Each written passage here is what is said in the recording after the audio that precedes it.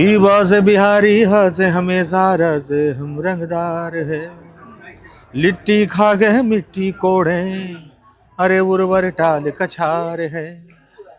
सारी कंट्री भैया बोले हम सबके रिश्तेदार हैं। बिहार है रे राजा। लेकिन अगर आप एक अवसर छोड़ के लौटे हैं तो ये आत्मविश्वास होता है कि मैंने अपने जीवन में ये रास्ता छोड़ के दूसरा रास्ता चुना, और वो रास्ता था मेरा लेखन का रास्ता। कि मेरे नाम से ही एक प्रश्न आ गया था पीसीएस में, डार्क हॉर्स से। उसके बाद मुझे लग गया कि ईश्वर इशारा कर रहा है, छोड़ दो परीक्षा और इच्छा। मतलब अगर मैं पुस्तक मेला में पॉकेट मार भी होता तो इसी नाम से एफआईआर होता तो... नमस्कार, स्वागत है आपका प्रभात खबर के डिजिटल प्लेटफॉर्म पर। मैं हूँ आपके साथ रिया। आज हम मौजूद है पटना के पुस्तक मेला में और हमारे साथ है एक मशहूर लेखक, एक कवि और एक गीतकार। ये झारखंड से हैं और दिल्ली से भी काफी खास ताल्लुक रखते हैं। आइए हम उनसे डायरेक्टली बात करते हैं। मैं बात कर रही हूँ नीलोत्पल मृणाल जी के बारे में। बहुत बहुत स्वागत है सर आपका। सर, एक निजी तौर पे बताऊं तो मुझे आपका लुक काफी अच्छा लगता है। बहुत बहुत धन्यवाद। ये कहाँ से आपने सोच रखा है? ये मुरेठा हमेशा ही आपके पास रहता है? नहीं, ये गमछा हम तब से रखते हैं जब से पसीना बहाना शुरू किए, है ना। तो घर से निकले पसीना बहने लगा तो फिर ये पहले कंधे पर रहा, फिर सर पे आ गया। तो सर पे उपलब्धि या कोई अपने समय की उपलब्धि आपके सर पे सवार हो, उससे अच्छा है कि मुरेठा बांध के रखिए, तो आलाय बलाय जो है लटकेगा नहीं, है ना।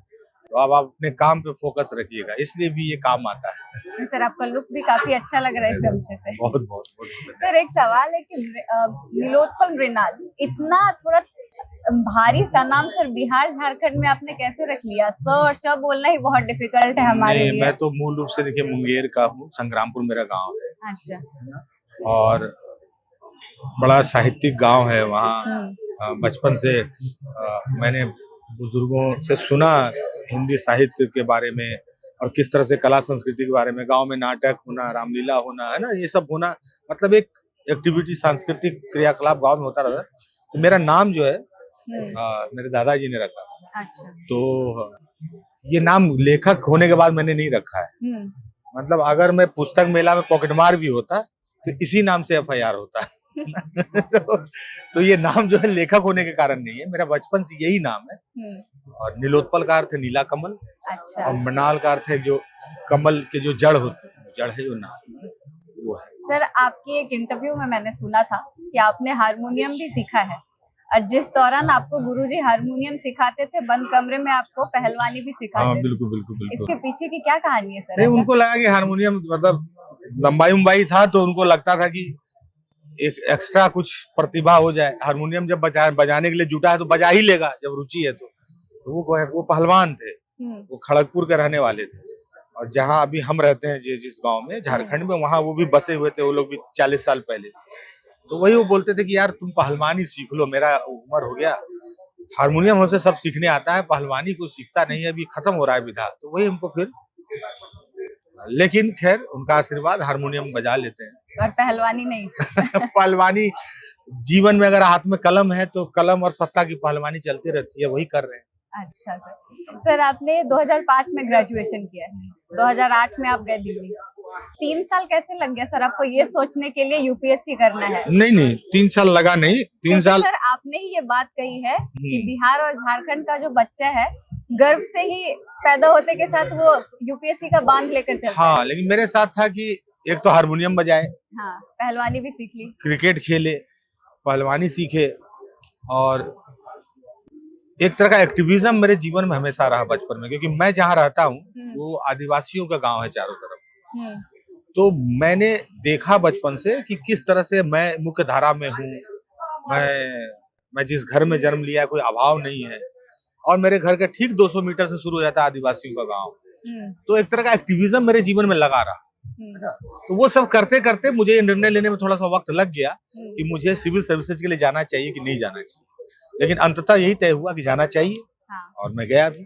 सर, जितना मुश्किल ये होता है ये डिसाइड करने के लिए कि मैं अब यूपीएससी करूंगा, उससे ज्यादा डिफिकल्ट होता है ये सोचने के लिए कि अब मैं छोड़ दूंगा। ये होता है, निश्चित रूप से होता है। और अटेम्प्ट रहते छोड़ देना, ये तैयारी ये कोई जीनियस ही कर सकता है। आपने कर दिया? मतलब अटेम्प्ट रहते छोड़ना मुश्किल होता है। मेरा एक अटेम्प्ट था, मैंने छोड़ दिया। हाँ। लेकिन मैं खुद को जीनियस नहीं कर रहा हूँ, लेकिन ये बताता है कि आपने जीवन में एक निर्णय लिया।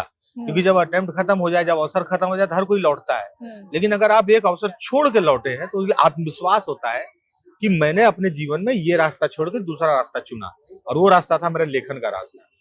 डार्क हॉर्स जब मेरी किताब आई, और उस रास्ते पर दौड़ रहे हैं। तो एक पॉइंट तो होगा जब आपने ये डिसाइड किया होगा कि अब यूपीएससी नहीं, अब लेखिका के ही जीवन में लेखक का ही। हाँ, हुआ था जब मैंने 2014 में जब सीसेट के आंदोलन में मैं जब अनशन पर बैठा, तो उन 9 दिनों में अनशन के दौरान मैंने सोच लिया था कि अब मुझे नौकरी नहीं करना।